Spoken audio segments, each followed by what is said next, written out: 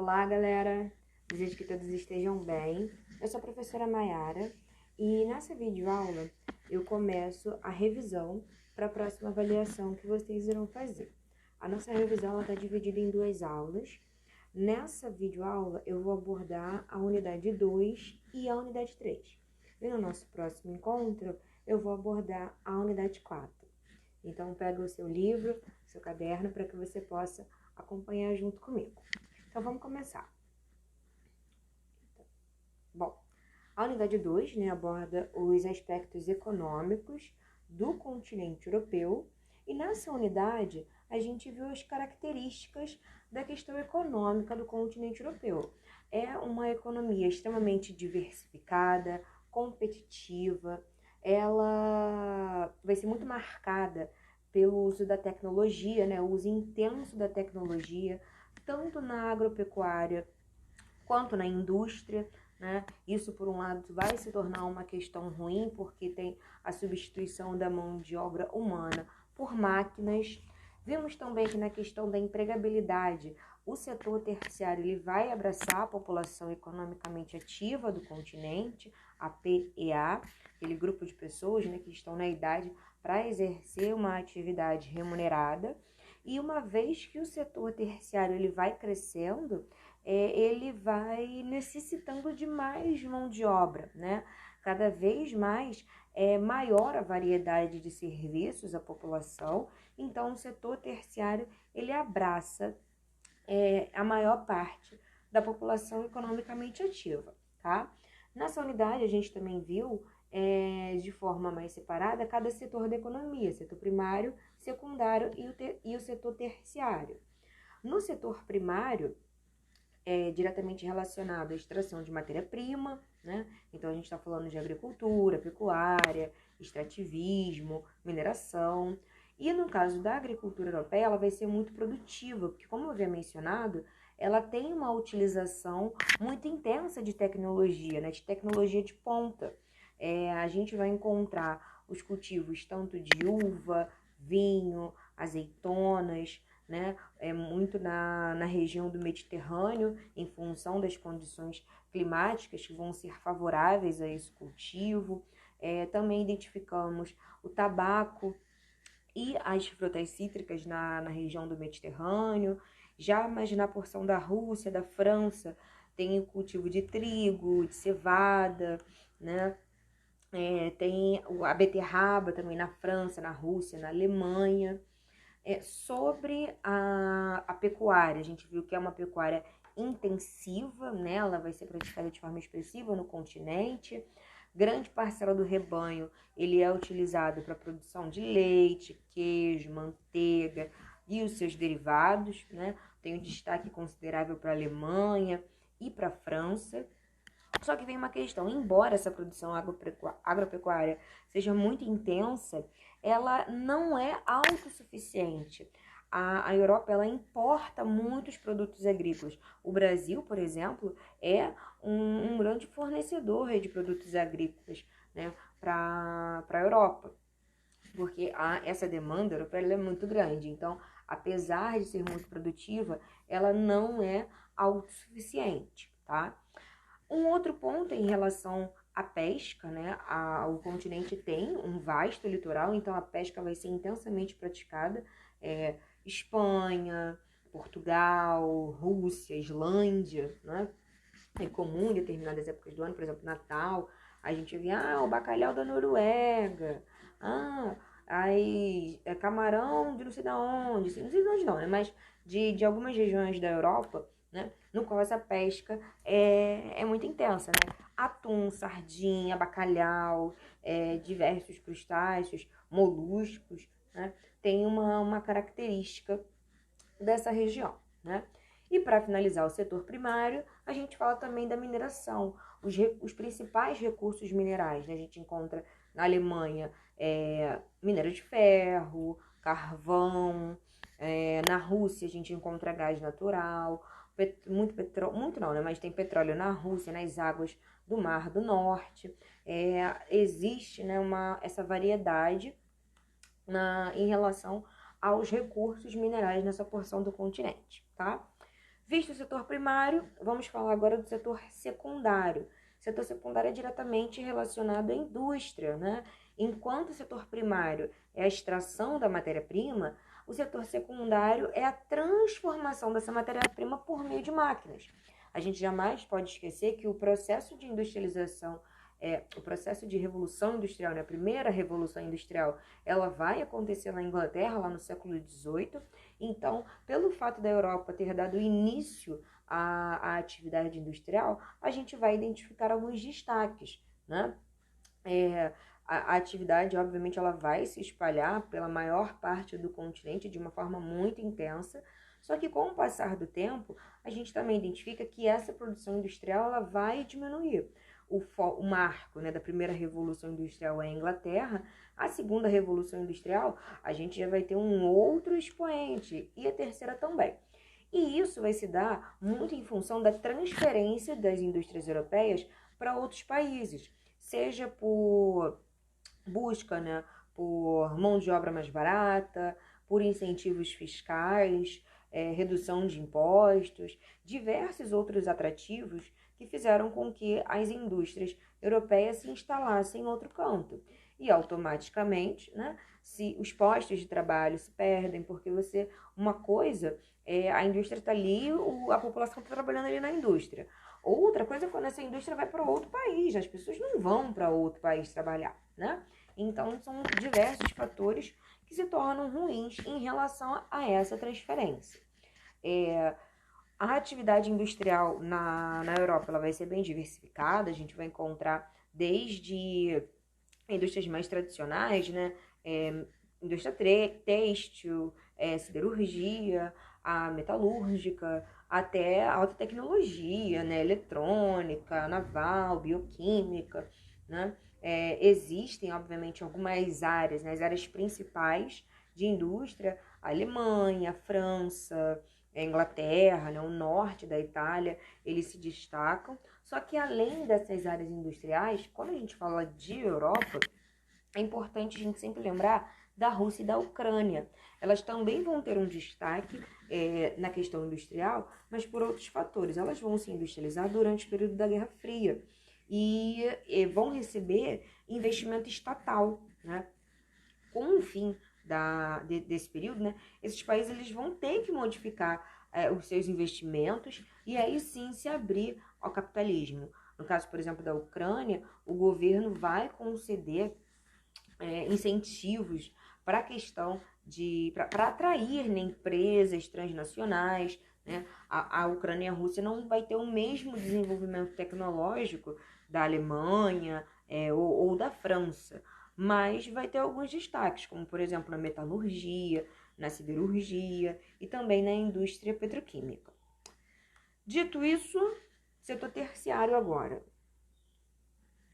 Quando a gente falou sobre o setor terciário, né, vimos que é relacionado à prestação de serviços, né, e as atividades são diversas. Instituições financeiras, hospitais, escolas, restaurantes, e o foco, né, maior, o foco principal, no caso europeu, vai ser o turismo.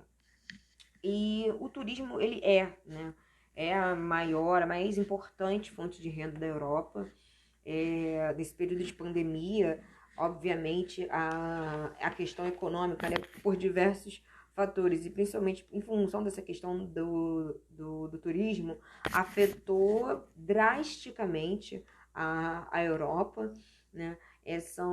Porque quando a gente fala de turismo, não é somente o turista, né, chegar no país, conhecer um lugar e ponto.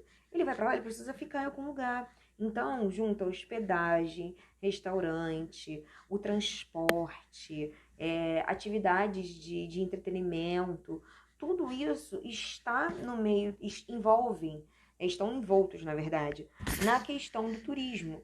Então, mexe muito com a economia.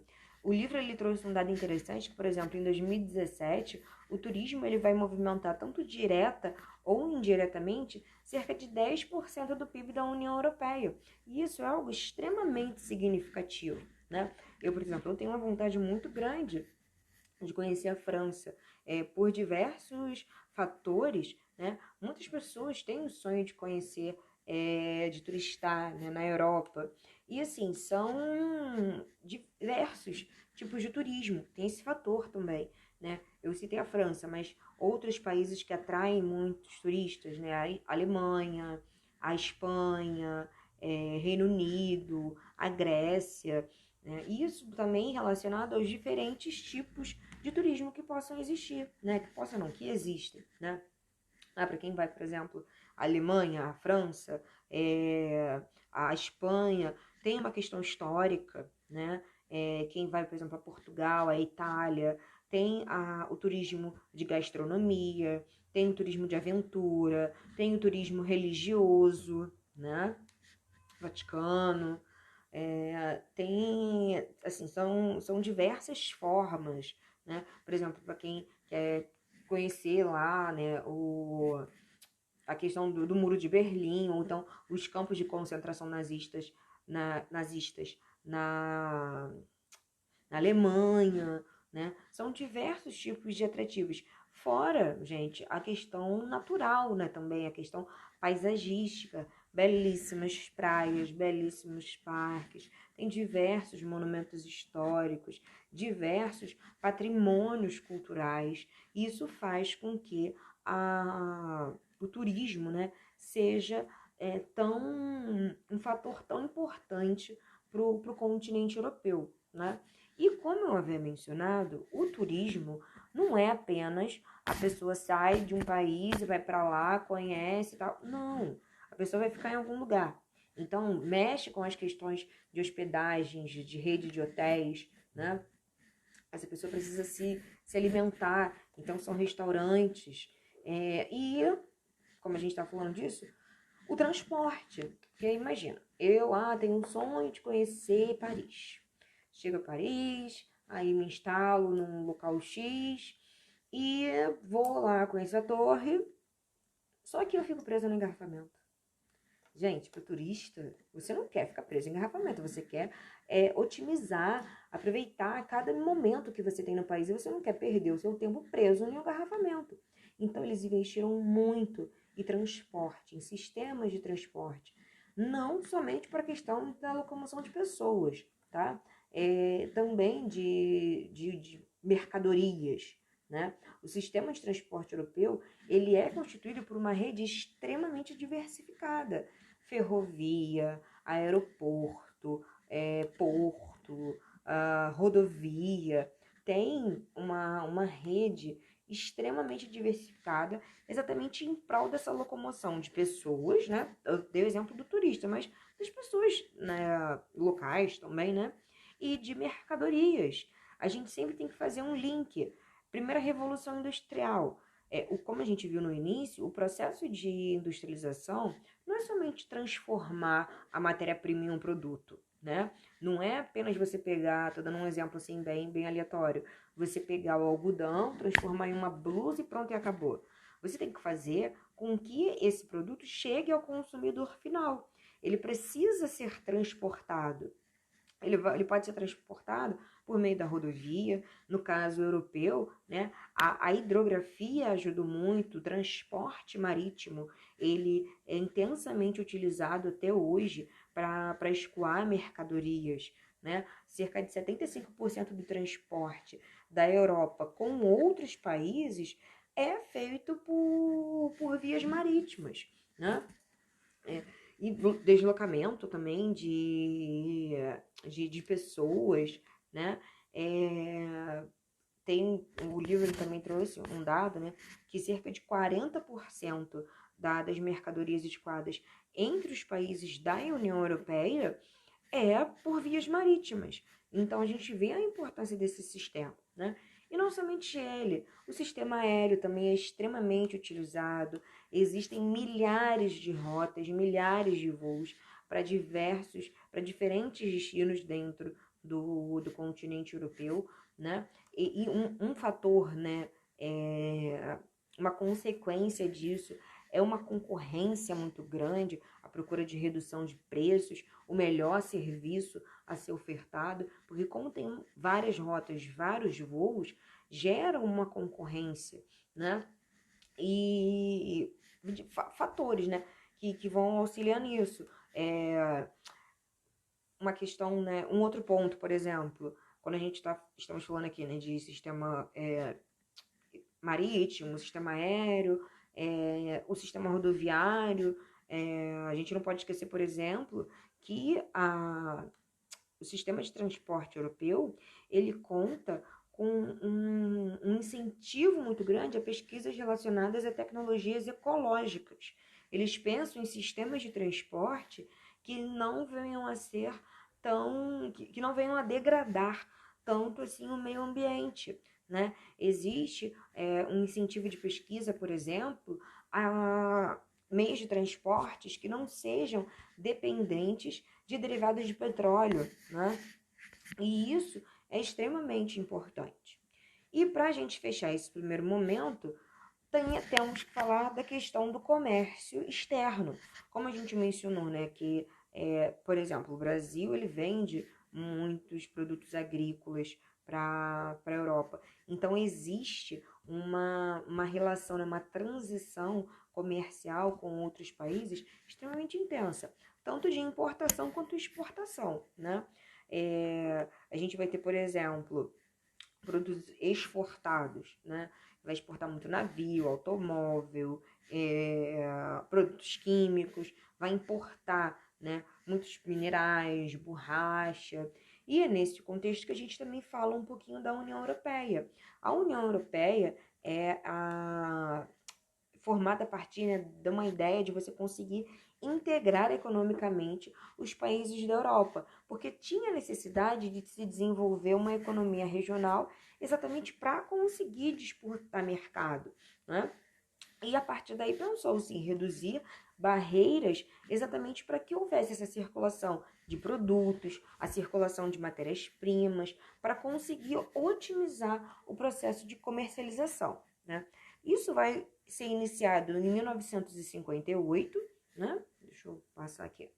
Isso vai ser iniciado em 1958 com a criação da Comunidade Econômica Europeia. A União Europeia em si, né, ela vai ser instituída pelo Tratado de Maastricht, que só entra em vigor anos depois, né, em 1993. Esse tratado, né, ele tem alguns pressupostos, como, por exemplo, fim das barreiras alfandegárias, teve a questão da implantação do euro, né, que é a moeda única. Nem todos os países adotaram o euro, né, mas a maioria sim, no caso, a Dinamarca não adotou, né. O Reino Unido, ele também vai criar, desculpa, Reino Unido não, a União Europeia vai criar, né, vai regulamentar algumas políticas econômicas e sociais, tem a questão do Parlamento Europeu, tem a questão do Conselho de Ministros, a Comissão Europeia, existem países, né, como por exemplo o caso da Croácia, que ingressou em 2013, né, e também tem a saída, o Brexit. O Brexit é a saída do Reino Unido da União Europeia, né? Essa saída envolve diversos fatores. Tem a questão, né, dos processos relacionados ao quantitativo imigratório, que incomodava muito o Reino Unido, fatores econômicos, né? Enfim, esse foi um resuminho do que a gente viu na unidade 2, e agora eu vou falar um pouquinho sobre a unidade 3. Na unidade 3, nós abordamos os aspectos de tensões e conflitos no continente europeu. O primeiro que nós vimos foi o conflito da Iugoslávia, né? A gente vai falar sobre o conflito da Iugoslávia, o conflito basco, da Catalunha e da Irlanda do Norte, né? Quando a gente falou sobre o conflito da Iugoslávia, só relembrando que tem todo um contexto, né, histórico. Em 1918 tem a formação dos reinos sérvios, croatas e eslovenos, que em 1929 vai ser renomeado como Iugoslávia, né? Após a Segunda Guerra Mundial, o país ele vai passar a ser administrado como forma de república pelo Tito, né? Josip Broz Tito. A região ela é composta por 6 repúblicas, né? A Croácia, Macedônia, Montenegro, Sérvia, Eslovênia e Bósnia e Herzegovina. E ainda tem as províncias, que no caso é a província de Kosovo e Voivodina, isso. E aí, né, em função disso, a diversidade étnica ela vai ser muito grande. E é exatamente esse fator que vai contribuir para a tensão na região, né? A região ela vai seguir um modelo econômico socialista, não necessariamente não, né? Não aliado à União Soviética. E durante o governo do Tito, as insatisfações vão crescer, né? Não vai haver uma repressão assim nacionalista às repúblicas, né? A região continua unida, mas em década de 80, né, 1980, vai existir a crise do Bloco Socialista, o Tito morre, os movimentos separatistas vão começar a todo vapor, o Milošević entra no poder, líder socialista, né, o Milošević, e aí ele vai começar com um projeto muito grande de repressão a todas essas repúblicas, a essas províncias, e os conflitos vão só se intensificando, né? A gente viu, por exemplo, que os bósnios e os croatas vão querer a sua independência, só que a maioria da população era sérvia, então rejeitava a proposta. Isso gera um conflito extremamente violento, né? Apesar de não estar diretamente assim envolvido, a Sérvia vai apoiar a Bósnia e a Herzegovina. E o resultado disso tudo, né, é uma calamidade, mais de 20 mil pessoas mortas, mais de 1 milhão de refugiados. O conflito ele só vai ser controlado com a ajuda internacional, né, e a ameaça lá dos Estados Unidos, né. Em 95 tem o Tratado de Dayton, que vai dar, né, origem à República da Sérvia, né. Depois vai ter até o apoio, né, do Milošević. E assim, por exemplo, gera, né, um ano depois, depois do conflito todo, tem as tropas da OTAN, né, vão colocar essa questão, né, do risco de paz na Europa. As tropas da OTAN vão atacar a Iugoslávia, um bombardeio vai ter um bombardeio no país. O Milošević ele rende, né, e ordena que as tropas saiam lá de Kosovo, e tem uma questão em relação à intervenção, né, da Força Internacional de Paz da ONU. Tudo isso exatamente relacionado a esses conflitos, né, étnicos, né? Tem, por exemplo, por fim, em 2008, a província de Kosovo vai declarar sua independência, não vai ser aceita, tem a questão de reivindicar, né, o território.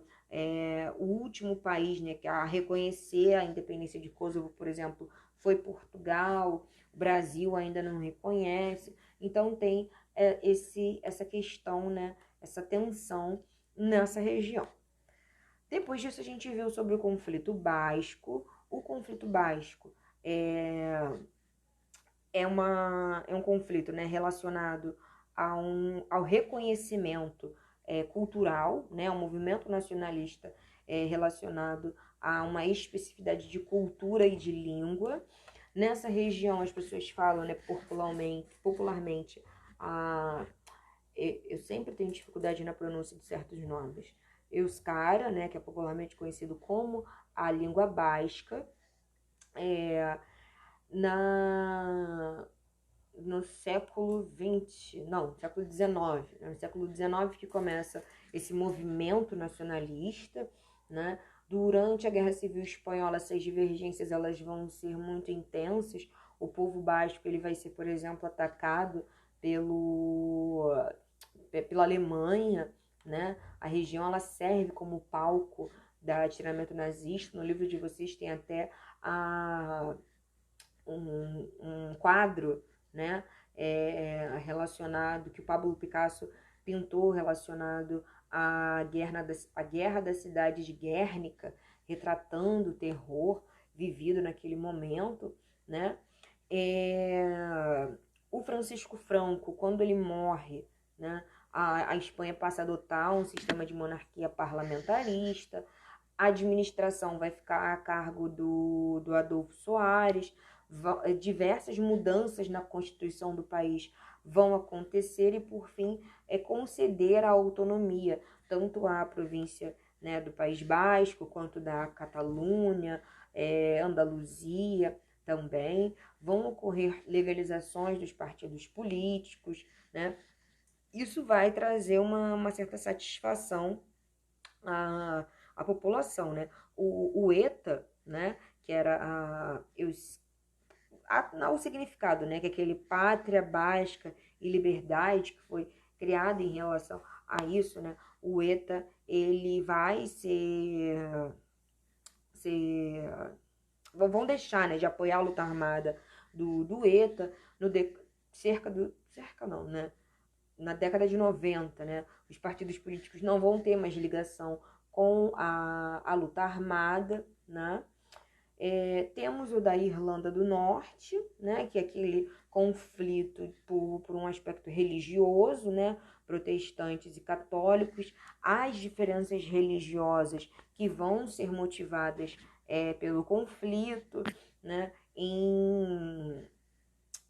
quando, né, a Inglaterra reprime duramente a população, tem a criação do exército republicano irlandês sendo formado, né, o IRA, que eles buscavam, né, a libertação desse domínio inglês. Diversos tratados vão ser assinados, mas sempre impondo que a ilha ainda ficasse sobre o domínio britânico. Em 49, né, a Irlanda ela rompe com a Inglaterra, se torna independente, mas a Irlanda do Norte não. Os católicos vão reivindicar bastante, né, os seus direitos. Diversos conflitos vão acontecer até o Domingo Sangrento, né, que foi marcado por manifestantes católicos mortos pelos soldados ingleses em 72, né? Isso vai fazer com que o IRA iniciasse uma onda de atentados, né, tentando atingir, né, os cidadãos britânicos, né? E assim, depois de um longo período de confrontos, representantes do governo inglês, né, do IRA e do Partido Unionista vão conseguir assinar o Tratado de Paz na Sexta-feira Santa, né?